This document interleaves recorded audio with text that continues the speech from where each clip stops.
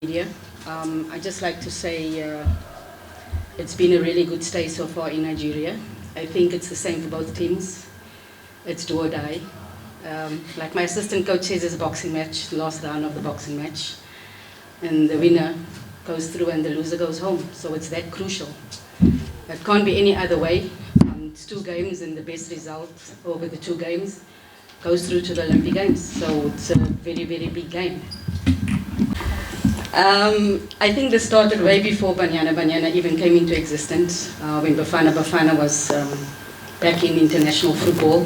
And the reason I say it's a do or die, because there's no other match after this. Whoever wins goes to the Olympics, and that's why I say it's a do or die. I think the magnitude of the game itself is bigger because it's number 1 and number 2 in Africa, and that's Nigeria and South Africa, and that's what makes it so big. When we drew them for WAFCON, the first game was important, but it became a bigger game because it was Nigeria. I don't think there's any else untoward, because I'm great friends with Mercy Akide, great friends with Florence, so I speak to Randy quite often, not about Nigeria and South Africa, of course, but other matters, but the rivalry stays on the pitch. I think I speak under correction, but great friends with Nigerians. Linda plays with Kanu. So if there's any malice there, I don't think the team will do well. I think it's the media and everybody else that blows it completely out of proportion. Because yes, there is rivalry, but it's always on the pitch. I think when you come up against any team, you want to show your best and you want to be the best, and this is no different. So that's the only rivalry there is. I don't work alone. I have a fantastic group of staff, technical staff who are amazing, support staff who are amazing. And like we always say, the players, because they make us look good. So whatever awards or rewards we get, it's not because we're by ourselves, it's because of the team doing well. And we always say if the team does well, the individual will stand out. And I'm just blessed and fortunate that at times, or sometimes I'm one of them. I think we cannot be more prepared than what we are. I think our league has also been in season, and that has really helped. The previous game against Tanzania was during our pre-season. And last year we were minus many players, so from there on, we got in better and better and got more players back. It's a day before the game. If we're not ready, then we're in trouble. So we've worked on a lot of things, and today is just, testing out the pitch and crossing the T's and dotting the I's, and the game's tomorrow. So we're ready for the game, and we know it's going to be a tough match. Any game is a tough match, and you cannot underestimate anyone. Doesn't matter who you play against, because you underestimate the team at your own peril. And Nigeria are so many times African champions, been there, done that, done well at the World Cup. So you cannot take that for granted, and you've got to respect that. Whatever has happened in the past where we've come and played and won, that's history. That doesn't dictate what's going to happen tomorrow. Tomorrow's a completely new game.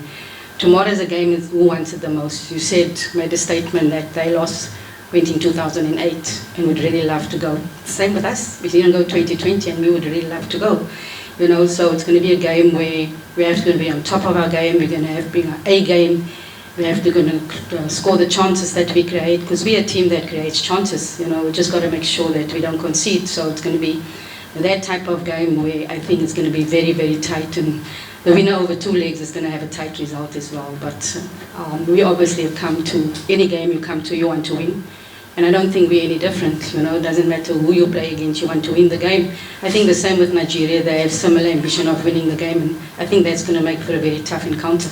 It's the expectation when you come into the national team, whether you're a player or you're a staff member, the pressure is already there. You just got to deal with that, and you just got to deal with it in a different way so that it has a positive energy and a positive spin-off. And Banyana didn't start when I came here. Banyana started way before that. You have Joseph Nkonzo, who went to London Olympics, the first coach. And what he has done is completely forgotten, but he laid the foundation. We had Vera Pauw, who took us to Rio. She laid the foundation. We're just carrying on with the work that everybody else is putting. It's like a house.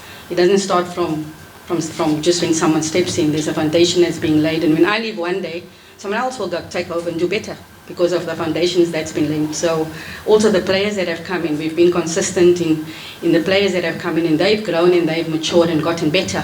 And that has really helped us. We've also tried to refresh the squad at times to make sure that, if anything happens, we have players. I think October last year was evident. We had 11 players out Was it injuries, exams, visa issues? But yet we were still able to get a result, and that shows the quality of the young players coming through. And we'll always be doing that, but we have the likes over the field where Johnny, who's been there, done that, done this, you know, and it's another box that we want to tick. Not Desiree Elis, but the whole group as a whole. We have the same ambition. It's never about one individual, it's always about the team first, and I think that has held us in good stead. Looking at the team first, and individuals will shine after. Afford you the same courtesy. I don't think we've ever afforded you any other courtesy when you've come to our country. I don't think there's ever been any negative publicity of any country visiting South Africa and getting not positive hospitality. The hospitality has been fantastic, I must say. The hotel we live in looks like a mall, which is great. People are very friendly. We had people of our embassy meeting. Nigerians? Yes, yes. Yeah. I mean, we're staying in Nigeria, so you would only expect it to be Nigerian. So what I can assure you that we don't play those kind of games. We've never played those kind of games. We've traveled throughout Africa, and sometimes it hasn't been good, but we haven't gone back and played the opposite game, because that's not who we are. You know, if there's a result, it's got to be fair and square. There's got to be no excuses afterwards. So you can do it without emotion. I think there's always going to be emotion involved. I think that is the passion that you have to want to do well. And I think once the whistle blows, everything will be focused on football.